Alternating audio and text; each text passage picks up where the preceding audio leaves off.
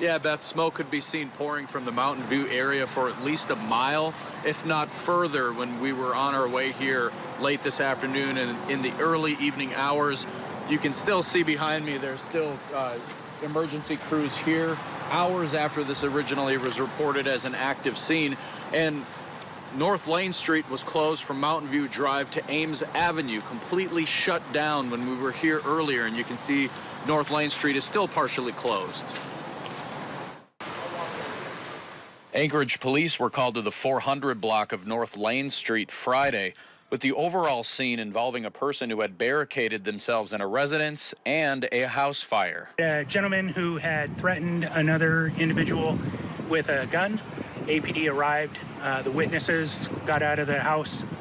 When APD started giving commands, the suspect told the person that he assaulted to get out of the res, and then we showed up with SWAT. Police haven't confirmed a connection between the SWAT situation and the fire, but Alaska's news source talked with multiple witnesses on scene, including Lauren Jones, who says she lives right next to where a house went up in flames as teams negotiated with a suspect. The right side of the house was what was set on fire first. And once that was set on fire, then we kind of heard popping noises, which I'm thinking was maybe explosions of something in the house. And just kind of intermittently gunshots. Don't know if it was from him or if it was from police officers, but also at that point, they were telling us to move from the alley as well. So they were getting us out of the alley because he was kind of loose armed.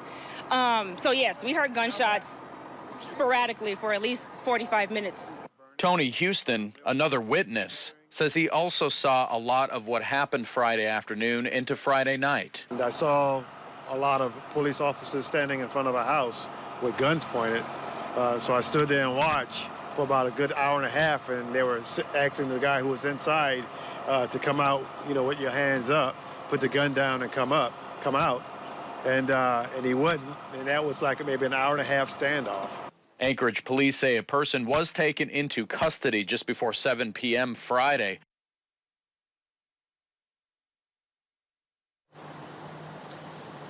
And at last check, police have not confirmed any official injuries with this entire situation.